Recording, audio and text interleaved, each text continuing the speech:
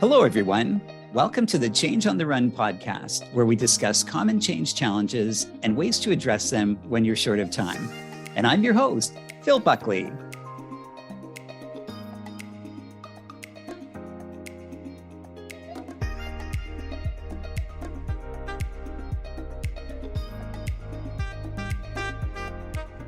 Today's topic is competing for resources. Securing adequate resources to implement your plan is one of the most important negotiations impacting your success. Most companies take on change agendas that are larger than the resources available to implement them. This can lead to insufficient or misaligned resources supporting your change initiative. A large portfolio of change projects can also limit the capacity of those impacted by the change to implement your plan and transition to new ways of working. So, how do you compete for resources you need to support people as they adopt change and achieve the intended results? And my guest today is Denis Kelly. Denis, welcome to the show. Hi, Phil. Thank you very much. Delighted to be with you. And thank you very much for inviting me to join your podcast today. Thank you so much for being here, Denis. And Denis is a senior engineering and organization change management professional with over 30 years of experience leading a wide range of change initiatives. He is currently Energy Engineering Capability Specialist and researcher at TU Dublin. Denis is a chartered engineer, chartered HR professional, holds an MSc Computer Systems Design from Trinity College Dublin, and a BSc Engineering Telecoms Electronics from TU Dublin, Kevin Street. So Denis, through all of your experience and all of the change initiatives that you've worked on or led, what's been your experience with competing for resources during change? Thanks, Phil. Yeah, competing for resources is always an issue on a change project. It's always there. For me, it always starts, what's the case for change? If you have a really compelling case for change, you get lots of resources. If you have a weak case for change, you get a smaller portion of resources. And the other thing to keep in mind is, what is resources? It's not just people. It could be money, it could be external support, it could be equipment, it could be a whole range of things. It's everything that enables you to get it done. So a key part of that for me is ownership, sponsorship, and change leadership by the business. As a change manager, my role is to provide the support, bring in the specialist knowledge and doing some managing. But if I don't have ownership of the change by the business, going nowhere, it'll just stall. So around that, I strongly recommend change governance, a bit like project governance. So there needs to be an overall steering group. Sitting on the steering group are the 3 or 4 senior executives who are most impacted by the change, because they need to stand up and say, I'm behind it, and I want you to provide support for this. If the business knows this has this strong support of one or more senior leaders, when resourcing and what I prefer to call participation is required, people will turn up. Not only will they turn up, they'll be there because they want to be there. There's no point in having people turning up as prisoners or hostages. What you want people is active participation. So you need to set the scene properly for them. And that's where the stakeholder management is. The other kind of things to keep in mind would be, on the change management side, is when you start and the impact it's going to have on the business. So you need to be able to explain to people, I think roughly this is what's going to happen. And you do that through dialogue, but you need to bring people through a story. And it's really, really important that people get some kind of an idea, is it small, medium, or large? And the best time to start a change is as soon as possible, because the more time you put in the planning and preparing, I always think it's a bit like, preparing somebody for a journey. You don't turn up at the airport and decide, I better pack my bag now, and you do it in advance. You plan out the trip, you get your stuff all lined up. Change is a bit like that. The more planning and prep you do, the less pain that you take later on down. That's really, really important. And the only thing to keep in mind is change management and project management, they work on different timelines. Change management is what I consider a continuum. It comes in waves. A project has a start, a middle, and an end. And normally when the project is finishing, the change management is only really getting hard then. But people forget this. So understanding that's also important. The other thing to keep in mind is, you're not the only change project in town. Chances are there's 3 or 4 more other ones, large, medium, and small. And I've been in that place. I've been the big project in the portfolio, and I've also been the small project in the portfolio. And you need to understand the positioning around that, and you need to adjust everything around that. That's a really important thing to keep in mind. So where are you in the big picture, and how important is it? The small project can actually have stronger senior leadership support and may get the resourcing ahead of bigger projects. And the final point to make in this intro is calling it a day. Really important to remember when to stop, right? On change projects, I find you could go on forever. It is a continuum. But at a certain point in time, you need to get off the pitch and they need to bring the change. But the last thing you want is, that's Denis's change. It's not. your change. And you need to get, and that's like a gradual withdrawal, but you need to have a plan in mind. It's a bit like the job and you have an exit strategy. You need to have an exit strategy from every change project because the business need to own it and run with it from a certain point in time. Again, I would articulate that early up front with the sponsor and the owner of the change. So that's kind of a general kind of picture. Oh, that's great, Denis. Thank you. And what a great overview of the considerations. And the one that really underscores our topic today is understanding you're part of a bigger picture in the organization. And when you think you're the only game in town, you're going to have a hard time with resources, but also you're going to have a hard time being successful in change. And just focusing on the people part of the resources, people coming on to the project dedicated fully, and then you have people coming in and coming out. Any thoughts about the two different types of resources and how you manage and integrate both of them? Yeah, I would actually say there's three types rather than two. There's what I call the dedicated resource on change team. Generally, that tends to be a small, tight team. Then there's what I call the part-time participators. And generally, you'll get them maybe 2 or 3 days a week. They could be HR people, finance, communications.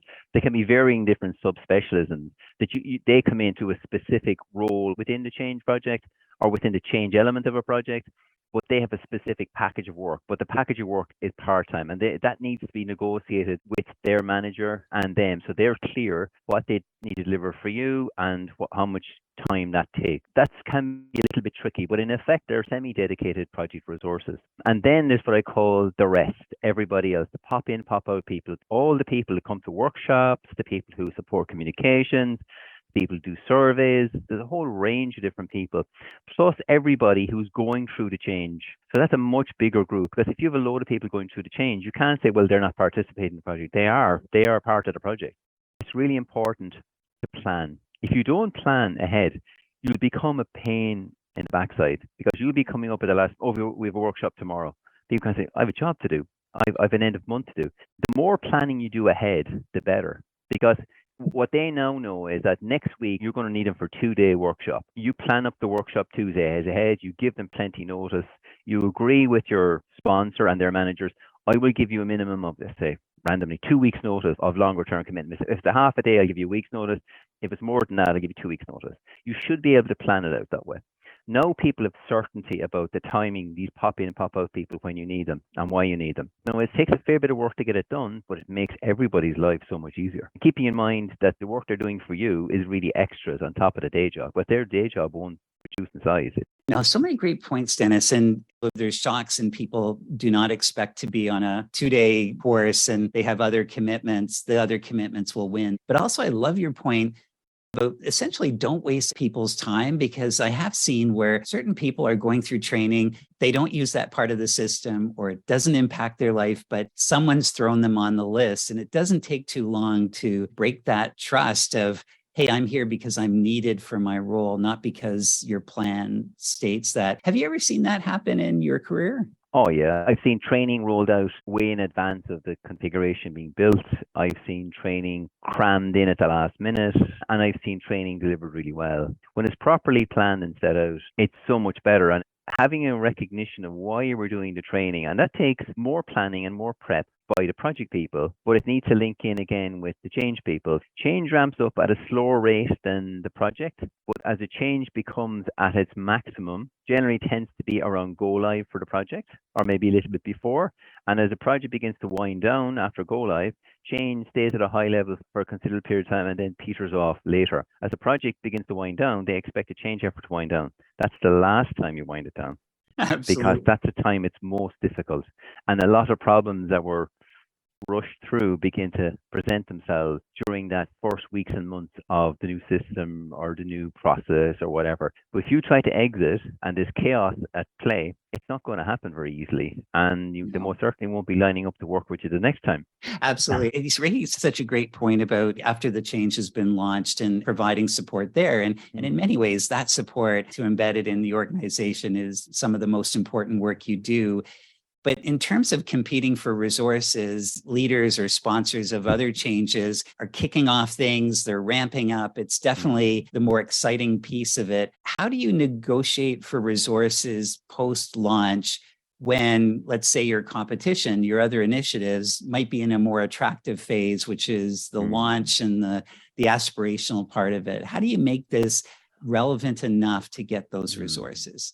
That's a good question. If you're negotiating for resources post-launch or late, is how I would put it, you need to contract for that early on. That's why I talked earlier about planning. Here is the project timeline. Here's the sequence the project goes through, and here's the sequence the change go through. If you're working through your governance board and your working groups, they now understand what's happening. So well in advance of when this post-go live is going to kick in, you've already got people's mindset in the right place. Like one of the things I used to do is, we're now committing to do post-go live support from this date to this date. How many people are we proposing to put on? So that kind of pushes it back onto the project delivery people. Now they're locking in, well, we need so many people to do this. Well, how many people from the business? How many change people? As soon as you get an inkling that the post-go live is being put on the table, that's when you start planning it out. If it doesn't come on the table early enough, put it on the table. Call it out. Okay, what's our post-go live support going to look like? Testing is a really good time, actually. But during testing, I always do end-to-end process walkthroughs. I remember as one example, we were working on a trading system. When the business were pushing back strongly against the project, and I remember saying to project manager, just let's do this for them, right? They just want us to do it. Let's just go and do it, right? Just do this walkthrough. Fine, it was agreed. So we did a walkthrough and discovered the new processes that weren't able to get positions into place, which would have mean they would have been carrying open positions overnight, which is completely contrary to the trading policy. They found a way of creating all the positions, hedging those positions, and then retrospectively putting them into the system once the system caught up. The only way we would have discovered that, the only way that we got to the solution of that, was the business were engaged in a full walkthrough, end to end, rather than going in, putting the thing live in chaos and a lot of money exposed for considerable periods of time. And it could be weeks or months where they worked it out properly. Let's talk a little bit about culture, because every organization has its own ways of working. How has culture shaped initiatives that you've had? Culture is one of these features of an organization that's very fluid and is very context specific as well. Regardless of what you say, every organization has a culture. So people say, oh, we want to create a culture. Yeah, but you have one. So you want to change your culture. That's the first thing you need to understand, that you have one, whether you like it or not. And for example, if you're in an organization where has quite conservative and low risk, there's no point in taking on a big high risk change. Everybody will be uncomfortable because intuitively it'll feel wrong. So you need to change the ground. Now, the only way around that usually is if there needs to be a lot of external pressure on to change, the call for urgency, the urgent need for change. But in a lot of other cases, what you're trying to do is, if possible, work with the positive aspects of the culture. Very rarely will you get a situation where you'll throw out the whole culture and bring in a totally new one. It's almost impossible. It just doesn't happen that way. If you're talking about large culture change, it's high risk because things can go badly wrong. But if there's a compelling case behind it, I've seen everything from safety change to brand new areas of business to a whole range of stuff that can happen. And they kind of give a massive impetus. So people can buy into that. Say, yeah, I absolutely want to be part of that. And they see the benefits. So there's a huge benefits change piece. So what you can do is play to the strength of the culture to get that across the line. So again, it's about telling the story and communicating. So there's lots of different issues like that you need to take into account, bringing about a change. It's a bit like changing the direction of a river. The dramatic thing, the big change is put up the dam and you can do some change like that. It's quite difficult to completely change the direction of a river.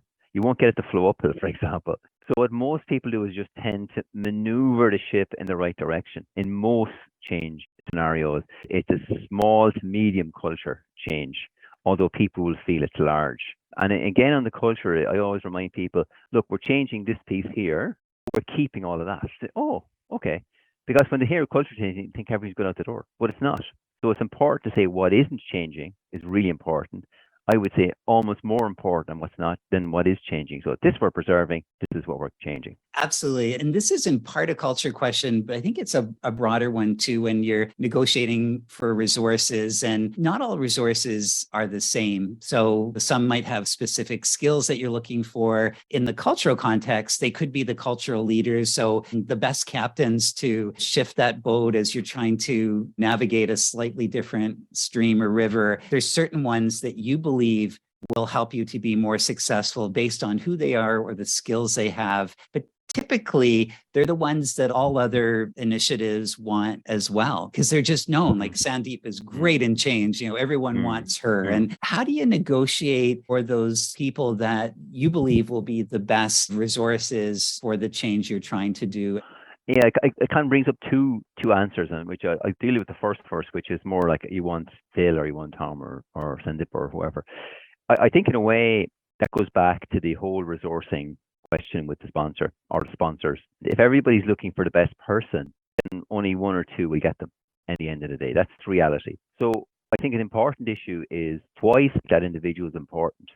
Is it just you're comfortable with it, or is it they have a specific, unique skill set that are required? And that's why I think if you have an organization where there's a lot of change going on and you're dipping into the same resources all the time, that's why having a program of change view of it through somebody, and I fulfilled that role at one stage in my previous employer doing heat mapping and this kind of good stuff. And in the end of the day, I think you can negotiate as much as you like, but if you're not the number one priority, you're not the number one priority. Now, in a lot of cases, too, I think taking a risk with somebody a bit less experienced or someone you're unfamiliar with can work out very, very well. They will probably appreciate the opportunity to take it on. The person you really wanted might provide them with some support just to get them up off the ground, and it might have worked out very, very well. So again, it can only be Phil and nobody else. Tends to be painting yourself into a corner. So I would always look for is a good working alternative around those. And I think that's almost negotiating with yourself.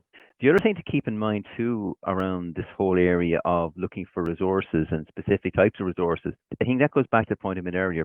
Proper planning ahead, think this is the phase, this is what I need, this is why it's important, and really reinforce the importance of that change leadership team. You need to bring them on the journey. The worst thing to do is you take a direction, you disappear into your corner, do your stuff, and then come back and the first problem comes up. You need to be kind of keep bringing them along on the journey, because if you go off and do your work and everything works out fine for 6 months, you're moved on way ahead, and then you go back to them looking for something and they're way back 6 months ago. That's the last time they heard of it, or they hear bits and pieces in between, but their journey hasn't moved on. Remember, everybody's going on a change journey. So as your mindset begins to change, your supporters, your sponsors need to come along with you, and they need to be excited about the project. Or if there's problems, they need to know it. There's no point in hiding the problems. Problems just don't go away magically. Even if it's just to say to them, look, we have a problem here, I'm working on it, I keep you in the loop. And if you come back the next time and say, Bill, we've sorted that, it's fine. Or no, look, it's beginning to get tricky, I need your help on this. So you're almost priming your sponsor to get involved at the right time. And they need to know you'll only pull them in you really need to. What happens as well is if someone bumps into them and say, look, I want to take Phil away from Dennis, and they might say, oh, that sounds okay to me, if you haven't briefed them. But if you have briefed them, you know, I'm totally reliant on Phil. They now have the context. So many a time I would have rung up my manager or my sponsor, look, just to keep you in the loop, this is coming up, I'm under severe pressure, I need to hold on to these guys for an extra 2 weeks, or I need extra resource, or whatever I need, or I need your support to do whatever. Now they know you're going through difficulties. They're not going to agree to release people. But if they're blindsided by somebody, they may make a commitment, and they may be reluctant then to roll back on that later. So again, it's about keeping your senior leaders engaged and not pester them, but keep them sufficiently informed they know what's going on. Fantastic. No, you've raised so many great points. Earlier in our conversation, you talked about the phasing of different resources. So at the beginning or the middle or the end, there's going to be certain requirements and maybe a heavier lift for people in the business. How do you educate and how do you set that table so that the leaders know that? So when it is heavy for their operational teams to dedicate more time, they're willing to comply. That's a good point. I think it goes back to the point I made earlier, seeking first to understand and then be understood is really important. And what I mean by that is, what's their business cycle like? For example, if I'm coming in at year end, particularly a go live around year end, that's going to adversely impact the finance people. So what's the solution? Now, I know from experience there's lots of ways you can do that. But if it's the first time through, the finance people will buck. They will go ballistic because it might mean loads of extra work. It might mean a year end being completed in one old financial system and another in a new system. So you need to get in and understand it. I remember as well on trading systems, end of month reporting was regulatory reporting really important. So there's certain times, look, I know you want to do this that week, but we're just up the walls and I can't give you anybody. So again, having that dialogue. So then negotiate, say, could I move it a week later, a week early? And that's where you have your overall steering committees fine, but then you need some working groups then within the main areas of the business that you're impacting. You need groups in each area. So for example, front office, if it's trading, that's kind of day-to-day stuff. They do a lot of stuff every day, every week. The risk people will do a lot of stuff within day, but they'll also do end of month stuff, as will the financial people. The back office will be doing a lot of reporting towards month end that they feed into the risk teams. So understanding the dynamics that you're working with is really important. For example, I've done a lot of work on safety change. Understanding what is it around that you're doing, what's the context, what do people want. I developed a safety change impact assessment tool a few years ago. But the only way I could do that was by really understanding how they worked, what were their concerns, what needs to be demonstrated, what level of evidence is needed. So until you understand that, you're not going to come up with the right answer. I was talking to safety guys, said, look, we have real concerns around this big restructuring and the safety impacts. I said, okay, let's develop a tool for it. I brought the guy through it. He gave me the guiding principles. I came back with the tool and showed it to him. But again, he said, yeah, I see it. I'm with you on it. That's the kind of support, but that only comes by putting the work in. If you don't put the work in and build a trust, it won't happen. It doesn't happen instantly. You know what they say in the change office, Phil? The only thing that's instant is the coffee. Everything else takes time. Well said. Thank you, Dennis. And there's a big theme again, doing the homework. And I wonder that a question about, you've done all your homework, everything's been great, but things change. Maybe it is a year plus initiative that's going on. Conditions are different. You need more resources than what you would have anticipated. How do you present the new case for resources that is different from the original one that got your existing team? That's a great point. And it goes back to what I was saying earlier. I mean, you need to bring your sponsor on the journey. If you go away and you do your change plan and off you go, and you appear back 6 months' time, say, oh, Phil, I need an extra 20 resources. What? What do you need 20 resources for? They're 6 months ago. Last serious conversation was 6 months ago. Everything's been said, we're fine. Everything goes along. If you don't bring your sponsor on the journey, then you're going to get caught out. If they're with you on the journey, this is what I call check-in pulses. In engineering world, they have a thing called a heartbeat. And if you have a piece of remote equipment, every so often you call out the equipment, are you there? And it comes back to, yes, I am. And that's it. And what happens then, a simple example would be, it might be measuring the pressure on a piece of equipment out in the field. And as long as the pressure stays within certain limits, it doesn't talk to you, except for the heartbeat. But now you know it's definitely alive. But then if it goes outside, it tells you, oh, the pressure has now gone up to whatever. So it'll communicate by exception. That's very common. So what you don't want to do is end up in a scenario where you have no heartbeat, and the first thing you find out is when you need the pressure sensor to talk to you, it's broken, and that can happen in the same change project where you've been working away and the sponsor's off doing something else, and out of the blue you're coming back looking for loads of resources and they've already given them all away and you can't do anything. And they're not in the journey. So you spend a huge amount of time getting them back on the pitch. They're going to be really frustrated with you because they're under pressure for something else. You're taking up a lot of their time to get them back to where we were.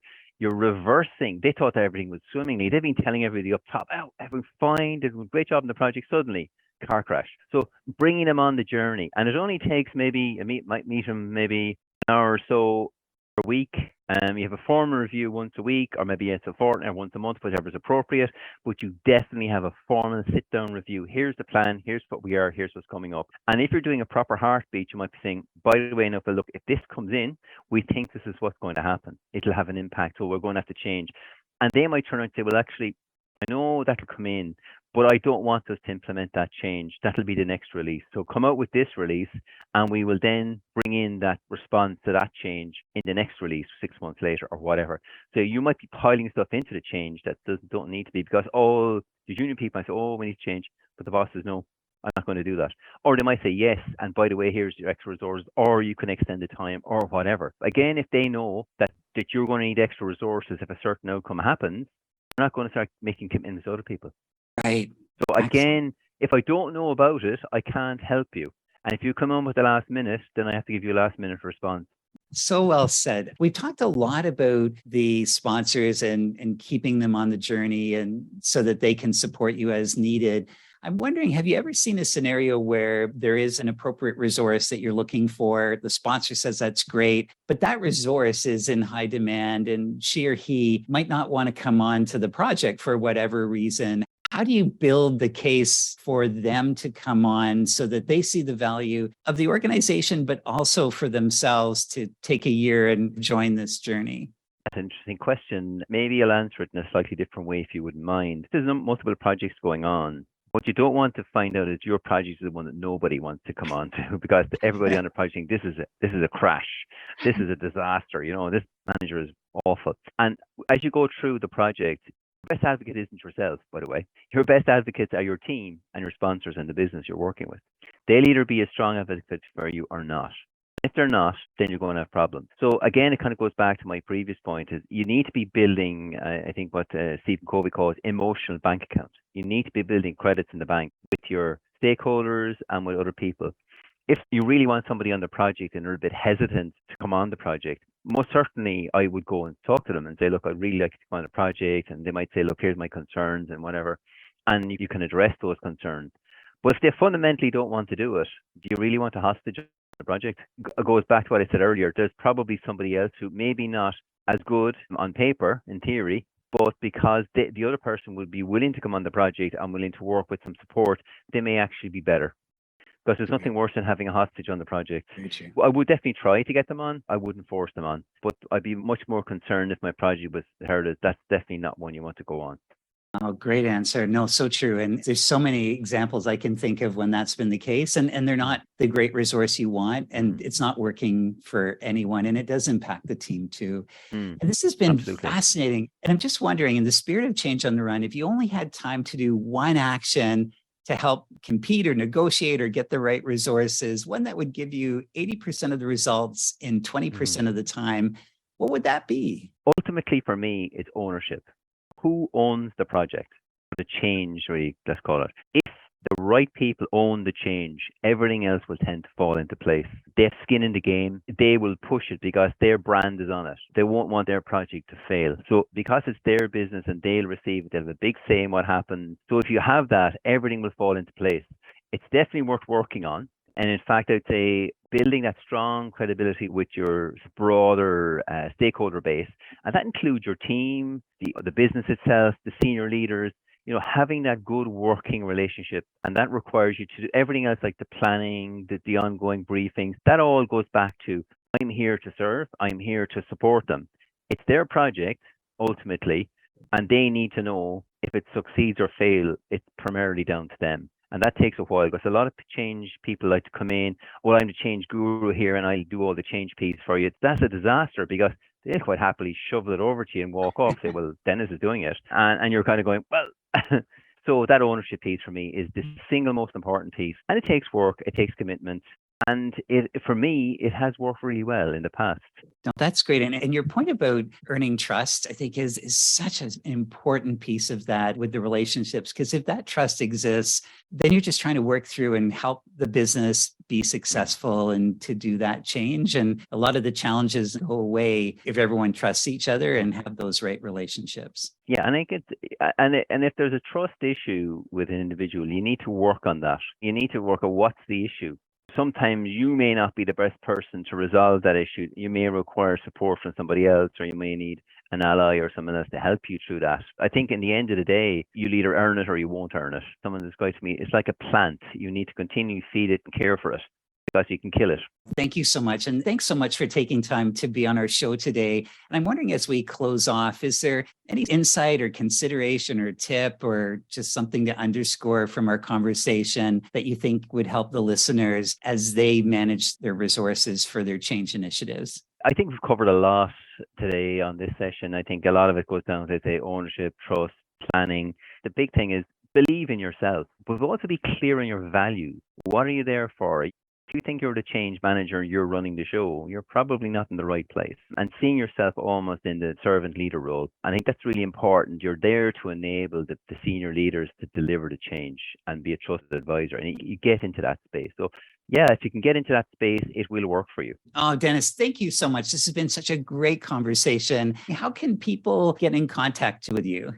Probably the best way to pick me up is probably through LinkedIn. Just do a connect request and I connect with you. And we can message there and we can do further connection afterwards if they wish. I'd be more than happy to do that.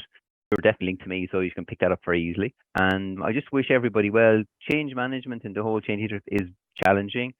It's been a really interesting part of my career. I enjoyed it very much. Just go and do it. Oh, great. Thank you, Dennis. Every one of our conversations is tremendous. Thank you. I really appreciate, again, you taking the time to be on the show. More than happy. Thank you very much, Phil. Have a good day. Thank you. Same to you. And to everyone, I hope that you've picked up a tip or two that will help you as you compete or manage your resources during change. And until the next time, I wish you all the best as you continue to lead change.